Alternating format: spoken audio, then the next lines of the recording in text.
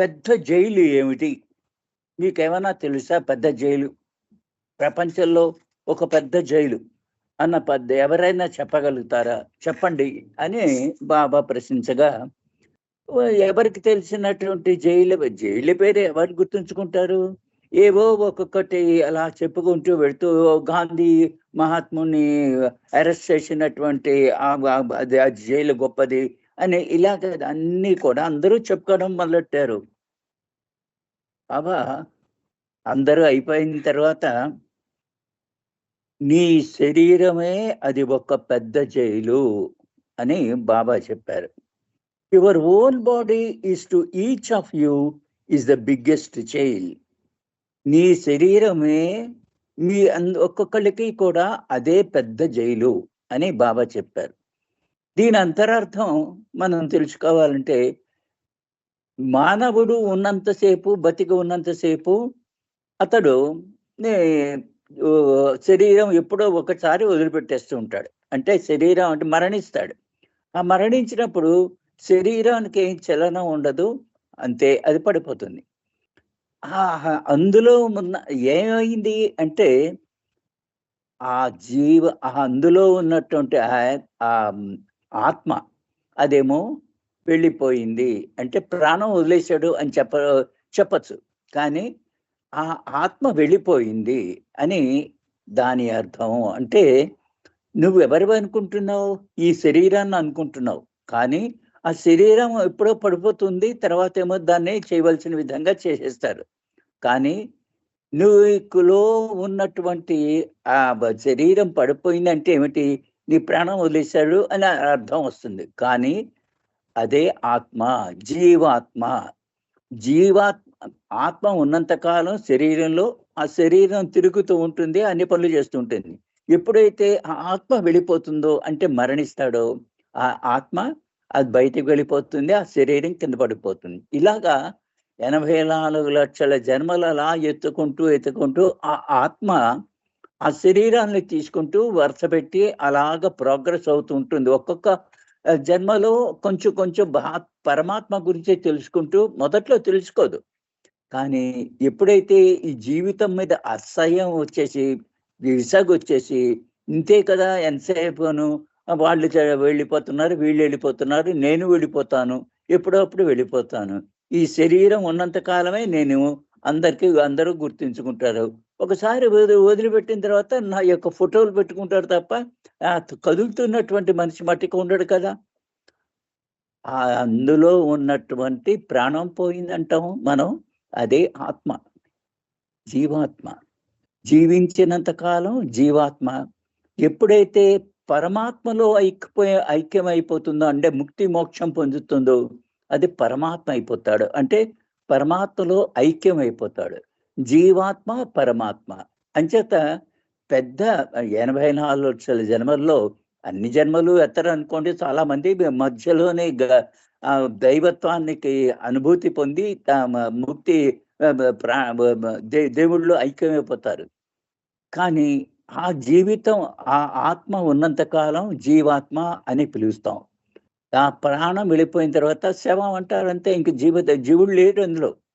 అదే విధంగా ఆఖరికి జీవాత్మ అనేక రకాలైనటువంటి 7 గటపలు దాటి, 7 ప్లేన్స్ దాటి, భూమికలు దాటి ఆఖరికి పరమాత్మ అయిపోయి నేనే భగవంతుడినని తెలుసుకుంటాడు. కానీ ఉన్నంతకాలం ఏమిటి? ఆ శరీరమే ఆ ఆత్మకి పెద్ద బందిఖానా అని బాబా దాని అర్థం అక్కడ చెప్పారు. జెలసీ అంటే అసూయ ఎలాగ వస్తుందిట? Being the one reality, the question of rivalry does not arise for me at all. Baba చెప్తున్నారు, ఉన్నది ఆ సత్యం ఒకటే. ఆ సత్యం ఒకటే నేను అయి ఉన్నాను. అంటే పరమాత్మ బాబా చెప్తున్నారు, నేను ఆ యొక్క పరమాత్మని, వన్ రియాలిటీ, ఒకటే ఒక సత్యం ఉంది. అదేమిటి? భగవంతుడు. ఆ భగవంతుడిని నేను. కాబట్టి నాకు ఉన్నది, అందరిలో ఉన్నది నేనే. మొత్తం విశ్వం అంతా నిండిపోయినటువంటి వాడిని నేనే అని బాబా ఆ అర్థం వచ్చేట్లాగా నేనే చెప్పలేదు. విశ్వమంతా నిండిపోయినటువంటి ఆ పరమాత్మ అది ఒక్కడే సత్యము. ఆ పరమాత్మని తెలుసుకోవడమే జీవితం యొక్క ముఖ్య లక్షణము. ఇది అంతటి అన్ని చోట్ల ఉన్నది ఒక నేనే భగవంతుణ్ణి కాబట్టి నాకు ప్రత్యామ్నాయంగా ఇంకొకళ్ళు ఎవరు లేరు. నేను ఒక్కడే ఉన్నా. ఆ పరమాత్మ ఒక్కడే ఉన్నాడు. అక్కడ అంచేత ఆయనకి అసూయ అనేది ఉండదు. ఎప్పుడైనా కొంచెం అసూయ ఉందంటే, if at all I am jealous, at all I will have to be jealous of my own self. ఇక్కడ అన్ని క్యాపిటల్స్ పెట్టారు. నేను గనక అసూయ పడవలసి వస్తే నా గురించి నేనే అసూయ పడాలి. ఎంచేతంటే ఉన్నదంతా ఒక్కడినే నేనే, మై ఓన్ సెల్ఫ్. ఇక్కడ పరమాత్మ కింద అంతటూ నిండి ఉన్నవాడిని నేనే. కాబట్టి నాకు అసూయ అన్నది కావాలన్నా కూడా ఉండదు. ఎప్పుడు కొంచెమైనా అసూయ అని అనుకున్నట్టయితే ఉన్నవాడిని నేనే కాబట్టి నా మీద నాకే అసూయ కలగాలి అని బాబా ఇక్కడ జెలసీ గురించి ఆయన అర్థం చెప్పారు. Jealousy comes from the poverty of the heart and it is selfish. మరి మానవులకు కూడా ఉంది కదా ఈ అసూయ అనేది. ఈ అసూయ అన్నది ఎందువల్ల ఉంటుంది? హృదయంలో అతనికి ఆ ప్రేమ అనేది ఉండకపోవడం వల్ల ఇంకొక వాడిని తను చూసినప్పుడేమో అతనికి అసూయ కలుగుతుంది. ఆ అదే ప్రతిదీ కూడా అసూయ అంటే సెల్ఫిష్నెస్, స్వార్థపరత్వం. ఆ స్వార్థపరత్వంతో అన్నీ నాకే కావాలి అన్నటువంటి జీవితాన్ని జీవిస్తుంటే దాన్నేమో అది ఎందువల్ల వస్తోంది? నీ హృదయం చాలా పవిత్రంగా, హృదయం అంతా కూడా నువ్వు క్షీణించి ఉంది. పవర్టీ. ఇప్పుడు మనిషికి మనస్సు, హృదయం అంటే మైండ్ అండ్ హార్ట్, ఈ రెండు ఉన్నాయి. ఎంతసేపు మైండ్తోనే జీవిస్తూ ఉంటాడు మానవుడు ప్రపంచంలో జీవించినప్పుడు. ఎప్పుడైతే మనస్సు నశిస్తుందో, అసమానం మల్లికార్జున గారు ఈ మనస్సు గురించి చెప్తూ ఉంటారు. మనోనాశ్ అవుతే గాని మనకి ఆ హృదయం యొక్క నిర్మలతం మనకి అనుభూతిలోకి రాదు. ఈ నిర్మలత్వం వచ్చినప్పుడు నువ్వు అది దేని వల్ల వస్తుంది? ఆ భగవంతుడి మీద ఉన్నటువంటి ఆ ప్రేమ వల్ల, ఆయనలో ఐక్యం అవ్వాలి అన్నటువంటి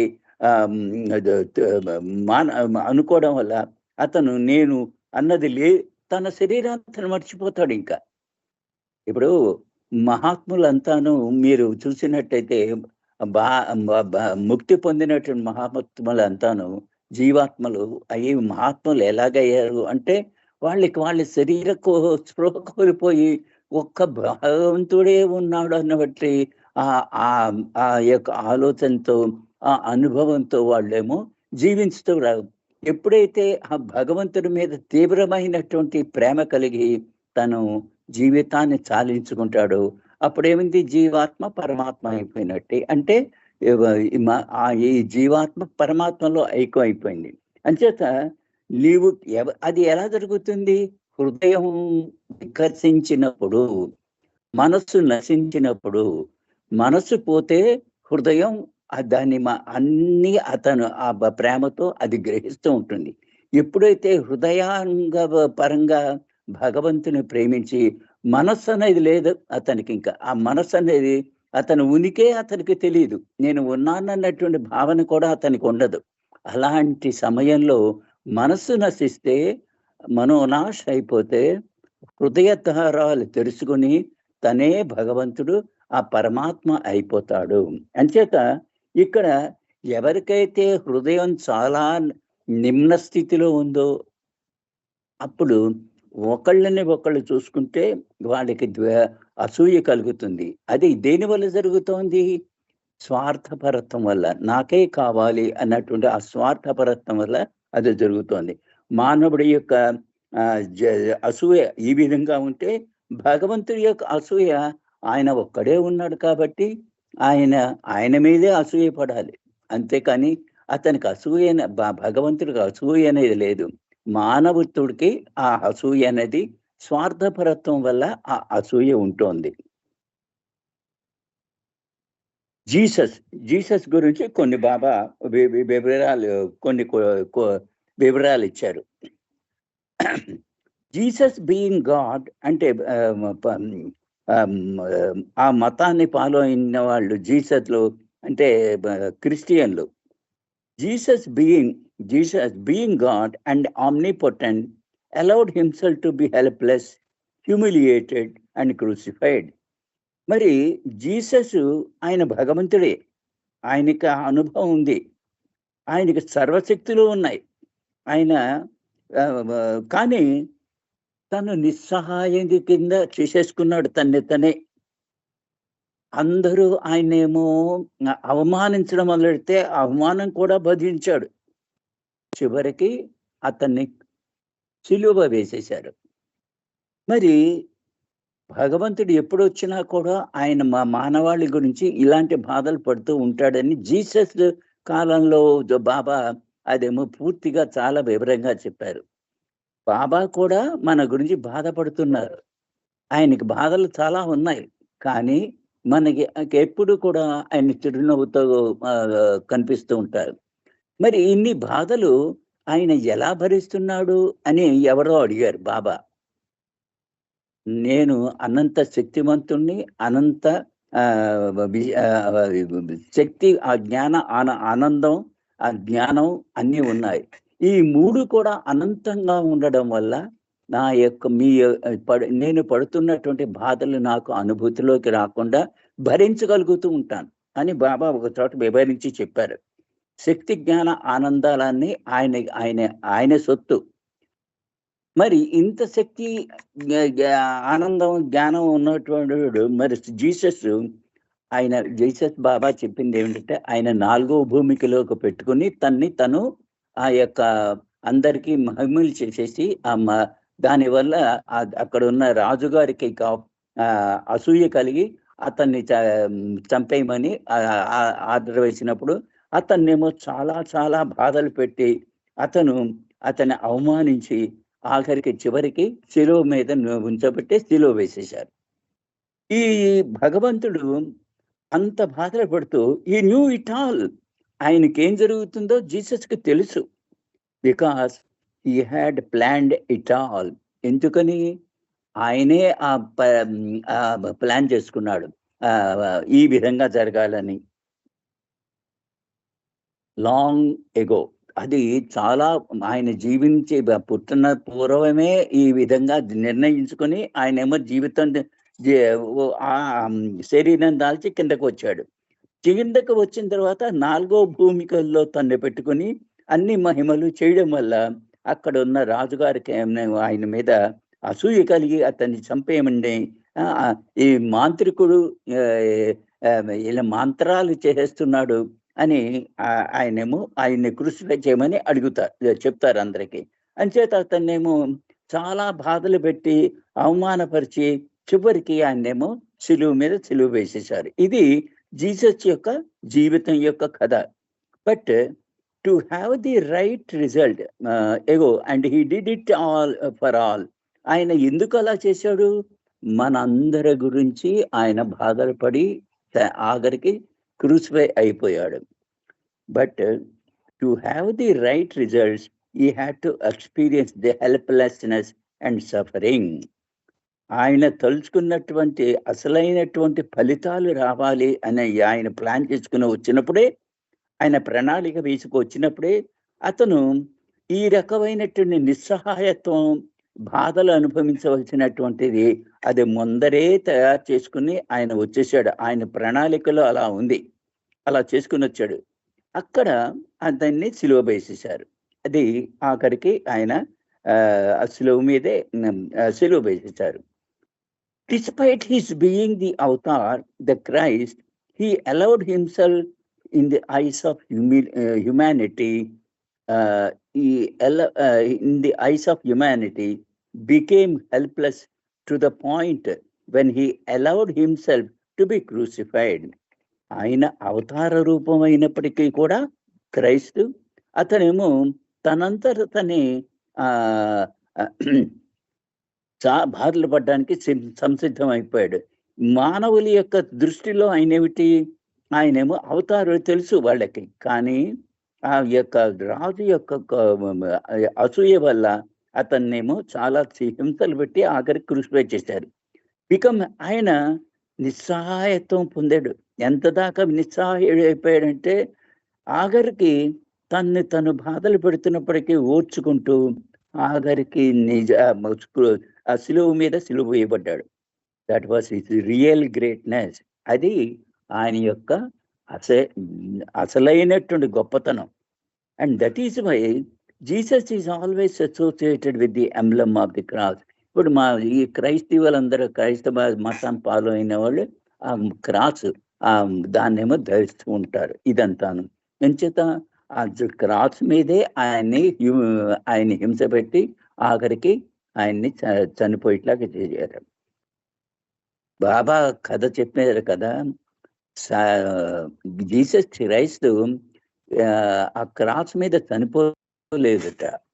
ఆయన కిందకి ఆ క్రాస్‌లోంచి కిందకి దింపి ఆయన పరమాత్మ స్థితిలో ఉండిపోతుంటాడు. ఆయన్ని క్రాస్ నుంచి కిందకి దింపి ఒక గుహలో ఒక కాఫిన్‌లో పెడితే ఆయన మధ్యలో ఆయన లేచి ఆయనేమో ఆయనంతలో తిన్నగా వెళ్ళి కాశ్మీర్ వచ్చాడని బాబా చెప్పారు. కాశ్మీర్‌లో ఆయన ఉన్నటువంటి కొండ కూడా మనం కాశ్మీర్ వెళ్ళినప్పుడు అందరికీ వాళ్ళకి బాబా ప్రేమికులు వాళ్ళు. అదిగో ఆ కొండ మీదే క్రైస్తు అక్కడ ఉన్నాడు. ఆయన జీవించి అక్కడ ఉన్నాడు తన శిష్యులతో అని చూపించారు మనకి. అక్కడ దాని పేరు కూడా ఏదో ఉంది, నేను మర్చిపోయాను. అక్కడి నుంచి ఆయనేమో బెనారస్, కాశీ వచ్చాడని, ఆ కాశీ తర్వాత చాలా కాలం చాలా భారతదేశం అంతా తిరిగి చివరికి ప్రాణాలు వదిలించాడని బాబా ఆయన నిజమైనటువంటి కథ. ఆయనే అవతారుడు కాబట్టి ఆ విధంగా ఆయన చెప్పగలిగారు Baba. Had he not raised the dead, had he not performed these miracles, take it from me, he would not have been crucified. ఇప్పుడు అతను మహత్యాలు చేశాడు కదా! అంటే చనిపోయిన వాళ్ళకి ప్రాణం వచ్చేట్లా చేశాడు. తర్వాత అనేక రకాలైన మహత్యాలు చేశాడు. ఇవన్నీ ఇలా చేస్తుంటే ఆ విధంగా కనుక చెయ్యకపోయి ఉన్నట్టయితే అతన్ని క్రూసిఫై చేసి ఉండేవారు కాదు. అతన్ని చంపేవారు కాదు. And he wanted to be crucified. కానీ ఆయనేమిటి? నేను క్రూసిఫై అవ్వబడాలి అని నిర్ణయించుకుని ఆయన ప్రణాళిక వేసుకుని కిందకు అవతార రూపం తెలిచి 4వ భూమికలో పెట్టుకుని ఆ మహత్యాలన్నీ చేశారు అని బాబా మనకి చెప్పినటువంటి విషయాలు. అది ఎక్కడా రాసిపెట్టి ఉండదు.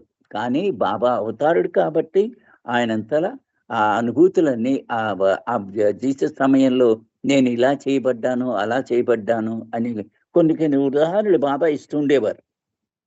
హ్యాడ్ హీ నాట్ అది ఈ విధంగా మహత్యాలు కనుక చేయకపోయి ఉన్నట్టయితే ఆయన్ని సిలువ వేసి ఉండేవారు కాదు. I suffered so when I was Jesus. ఆ విధంగా నేను జీసస్ బాబా చెప్తున్నారన్నమాట. నేను జీసస్ రూపంలో వచ్చినప్పుడు ఆ విధంగా నేను బాధలు అనుభవించాను. Hanging on the cross, that I even felt for a moment as if God has forsaken me.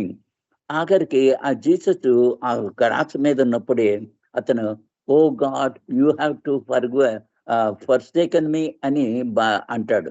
అంటే ఓ భగవంతుడా, నువ్వు కూడా నన్ను వదిలిపెట్టేశా, నన్ను మర్చిపోయావా, నన్ను ఒంటరివాణ్ణి చేశావా అని అంటాడు. అంటే ఏమిటి అక్కడ? మై గాడ్ అని అన్నప్పుడు ఆయన వై హ్యాస్ దట్ ఫర్సేకెన్ మీ అని అన్నప్పుడు ఆయన 4వ భూమికల్లో ఉండడం వల్ల ఆ బాధలను అనుభవించగలుగుతున్నాడు, అనుభవించాడు. ఆయన భగవంతుడు కూడా నన్ను ఒంటరివాణ్ణి చేసేసావా అని అన్నాడు. అంటే అన్ని రకాలైనటువంటి నిస్సహాయ స్థితి, బాధ స్థితిలో ఆయన జీవించాడు. ఆ విధంగా చాలా బాధలు అనుభవించాడు శారీరకంగా.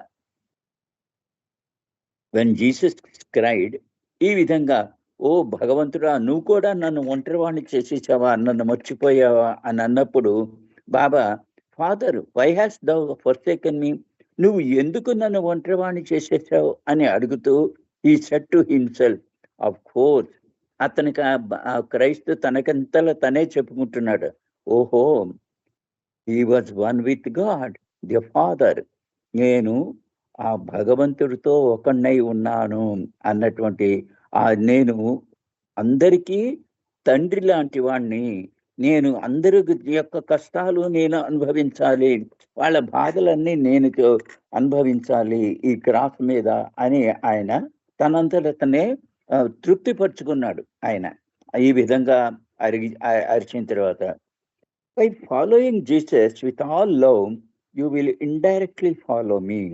నువ్వు క్రైస్తవ మతంలో ఉన్నారు కదా, మరి మరి అమెరికన్స్ వీళ్ళంతా వెస్టర్నర్స్ అంతా క్రైస్తులే కదా, క్రైస్తవ మతం అనుభవిస్తున్నారు కదా. బాబా చెప్పారు, మీరు నిజమైనటువంటి ఆ క్రైస్తు యొక్క ఆయన చెప్పినటువంటి వాటిని మీరు ప్రేమతో కనుక మీరు ఆచరించినట్టయితే మీరు నిజంగా నన్నే ఫాలో అవుతున్నారని మీరు తెలుసుకోండి. అంటే వాళ్ళందరూ బాబాని ప్రేమిస్తే మరి క్రైస్తవ ఏమవుతాడు? క్రైస్తవ వాళ్ళు అని అనుకున్నటువంటి వాళ్ళు, మీరు క్రైస్తుని కనుక నిజంగా ప్రేమించినట్లయితే మీరు నన్నే ప్రేమిస్తున్న వాళ్ళు అవుతారు అని బాబా చెప్పారు. By following Christian with all love you will be indirectly following me అని క్రైస్తవ గురించి కొన్ని వివరాలు బాబా ఆ విధంగా చెప్పారు. జాబ్, ఉద్యోగం. బాబా చెప్తున్నారు, నా ఉద్యోగం ఏమిటి?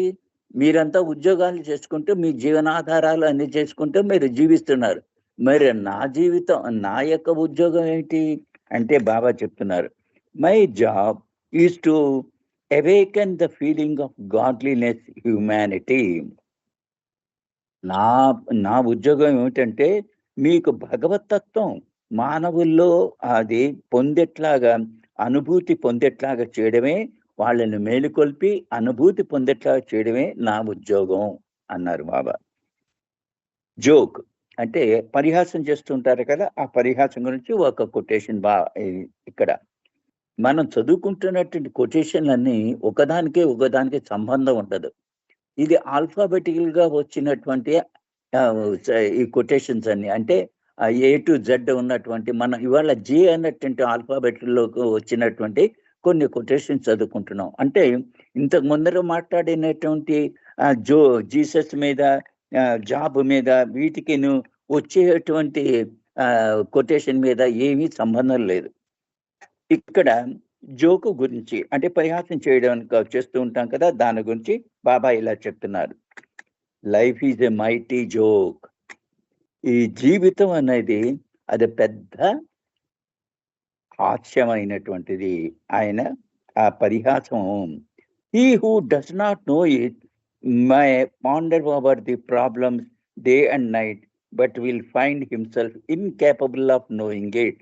ఎవరైతే దీన్ని అర్థం తెలుసుకోలేకపోయారో, జీవితం అంతా ఒక పరిహాసం అన్నారు కదా, ఎవరైతే జీవితాన్ని పరిహాసం, జోక్ కింద తీసుకోలేకపోయారో వాళ్ళు సమస్యలతో రాత్రి పగలు కూడా అంతా వాళ్ళు గడిపేస్తూ ఉంటారు.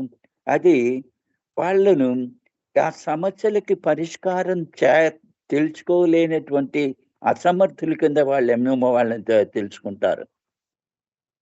వై, ఎందుకని?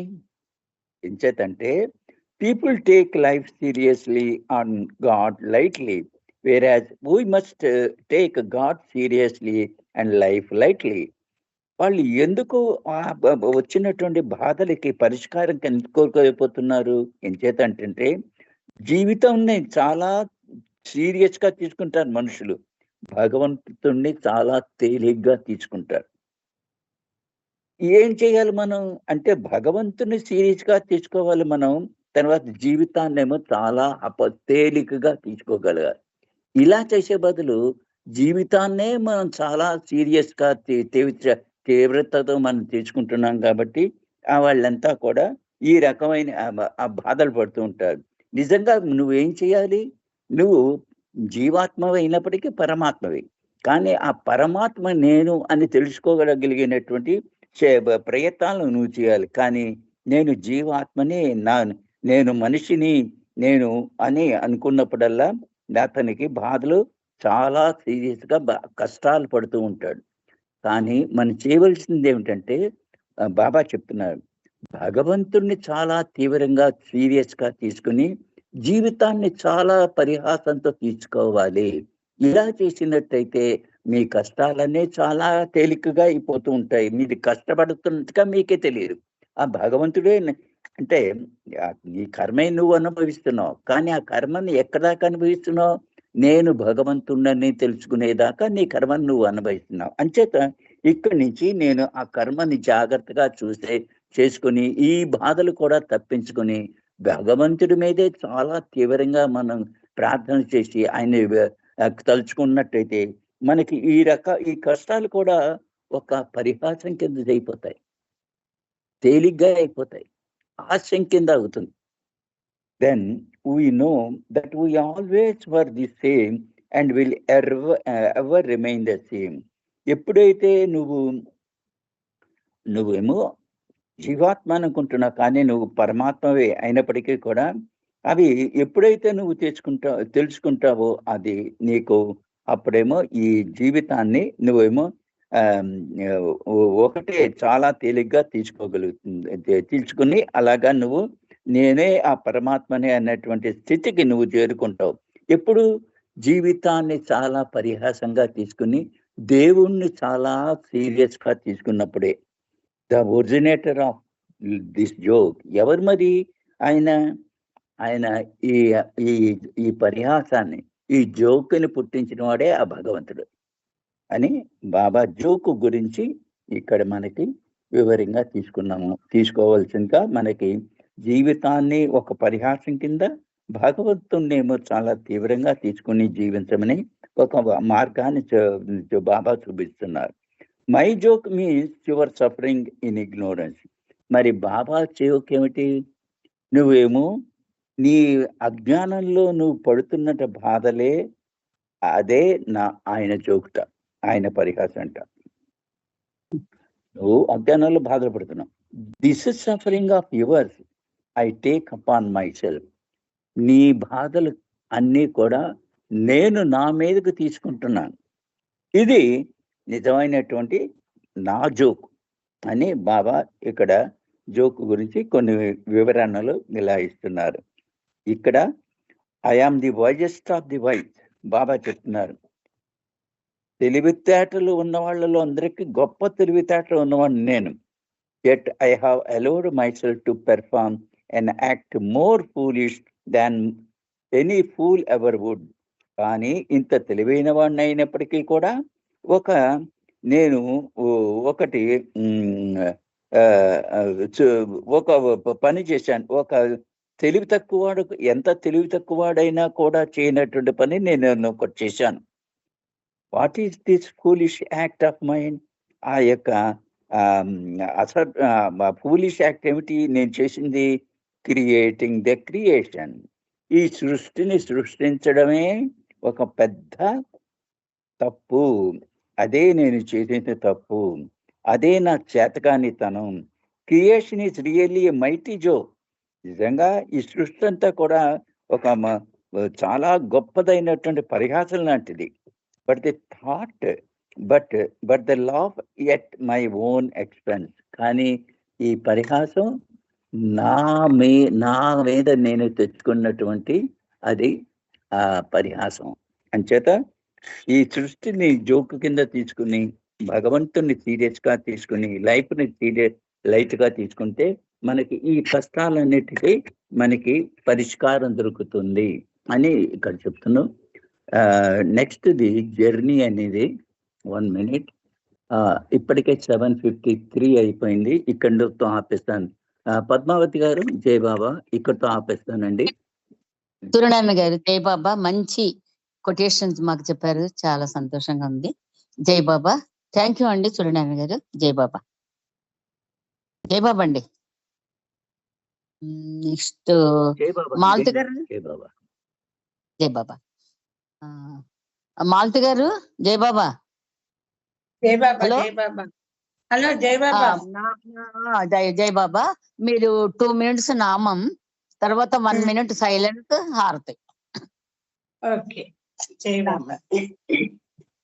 అవతార్ మెహర్ బాబా की जय. ओम पर ब्रह्म परमात्मा अवतार मेहर बाबा की जय. ओम पर ब्रह्म परमात्मा अवतार मेहर बाबा की जय. ओम पर ब्रह्म परमात्मा अवतार मेरु बाबा की जय. ओम पर ब्रह्म परमात्मा अवतार मेरु बाबा की जय. अवतार मेरु बाबा की जय. अवतार मेहर बाबा की जय. अवतार मेहर बाबा की जय. अवतार मेहर बाबा की जय. ओम पर ब्रह्म परमात्मा अवतार मेहर बाबा की जय. ओम पर ब्रह्म परमात्मा अवतार मेहर बाबा की जय. अवतार मेहर बाबा की जय. अवतार मेहर बाबा की जय. ओम पर ब्रह्म परमात्मा अवतार मेहर बाबा की जय. ओम पर ब्रह्म परमात्मा अवतार मेहर बाबा की जय. ओम पर ब्रह्म परमात्मा अवतार मेहर बाबा की जय. ओम पर ब्रह्म परमात्मा अवतार मेहर बाबा की जय. अवतार मेहर बाबा की जय. अवतार मेहर बाबा की जय. अवतार मेहर बाबा की जय. अवतार मेहर बाबा की जय. ओम पर ब्रह्म परमात्मा अवतार मेहर बाबा की जय. ओम पर ब्रह्म परमात्मा अवतार मेहर बाबा की जय. ओम पर ब्रह्म परमात्मा अवतार मेहर बाबा की जय. अवतार मेहर बाबा की जय. క్షణం మౌనం, ఆ తర్వాత హారతి.